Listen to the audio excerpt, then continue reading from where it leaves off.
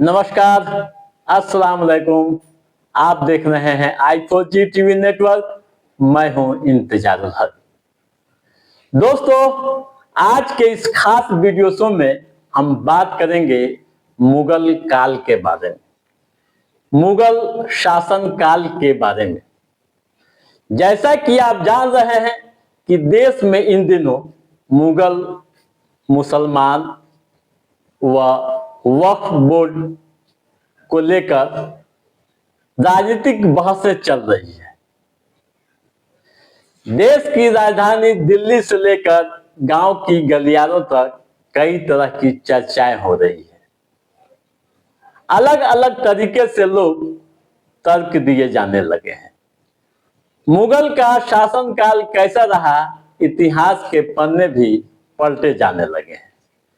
ऐसे में यह जानना सबों के लिए बेहद जरूरी है, दिलचस्प है कि मुगल शासनकाल कैसा रहा।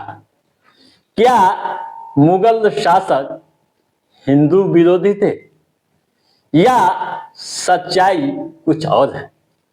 हम तमाम तरह की जानकारी आज के इस एपिसोड में देने जा रहे हैं। आप ध्यान से सुनिएगा और समझिएगा। दोस्तों, जैसा कि आप जान रहे हैं कि औरंगजेब का नाम मुगलिया सल्तनत में सबसे क्रूर शासकों में से एक माना जाता है।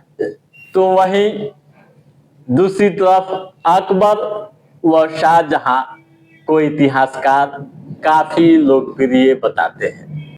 अकबर का नाम मुगल बादशाहों द्वारा लगाए गए जजिया कर यानी टैक्स को समाप्त करने के लिए जाना जाता है।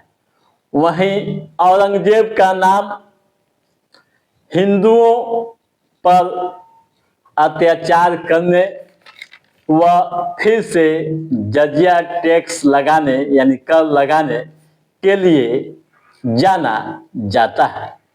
लेकिन एक ऐसा बादशाह भी हुआ जिसने हिंदू तीर्थयात्रियों से इलाहाबाद, जिसे आप प्रयागराज कहते हैं, संगम में पवित्र डुबकी लगाने के लिए लिया जाने वाला टैक्स यानी कर को समाप्त कर दिया था। इसके लिए बकायदा शाही फरमान भी जारी किया था, जो आज भी तेलंगाना सरकार के पास सुरक्षित है।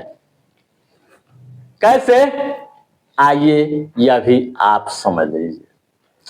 दोस्तों, 250 साल पुराने दस्तावेज में इसकी जानकारी मिली है। एक मीडिया रिपोर्ट के अनुसार तेलंगाना सरकार के राज्य अभिलेखागार और अनुसंधान संस्थान के पास 250 साल से अधिक पुराना एक दस्तावेज सुरक्षित है। इस दस्तावेज में जानकारी दी गई है कि 1773 ईस्वी में इलाहाबाद में पवित्र स्नान के लिए आने वाले तीर्थ यात्रियों के लिए कर यानी टैक्स माफी का आदेश दिया था। इस दस्तावेज में अधिकारियों को निर्देश दिए गए हैं कि किसी भी तीर्थ यात्री से किसी भी प्रकार की फीस नहीं लिया जाए, यानी नहीं ली जाएगी। यदि कर यानी टैक्स लेना जरूरी होगा तो सरकार इसका खर्च उठाएगी। इस दस्तावेज में स्थानीय प्रशासन को आदेश दिए गए थे कि वो इसे कड़ाई के साथ लागू कराएं। इस दस्तावेज में यह भी जिक्र किया गया है कि गुजराती व मराठी बड़ी संख्या में धार्मिक स्नान करने इलाहाबाद आते हैं। ठीक है, अब आइए यह भी जानने की कोशिश करते हैं कि किस मुगल बादशाह ने यह आदेश जारी किया था कर्ज नहीं लेने का। दोस्तों, दस्तावेज बताता है कि इलाहाबाद संगम में पवित्र स्नान के लिए हिंदू तीर्थ यात्रियों से कर्ज न लेने का आदेश मुगल बादशाह शाह आलम द्वितीय ने दिया था। वह मुगल साम्राज्य के 16वें सम्राट थे और आलमगीर द्वितीय के पुत्र थे।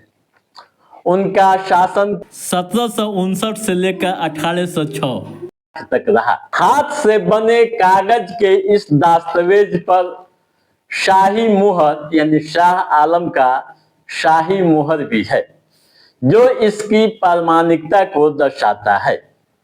इतिहास में यह भी दर्ज है कि शाह आलम को मराठों ने दिल्ली की गद्दी पर बैठाया था, क्योंकि शाह आलम जब बिहार में था तभी उसके पिता आलमगीर द्वितीय की हत्या कर दी गई थी।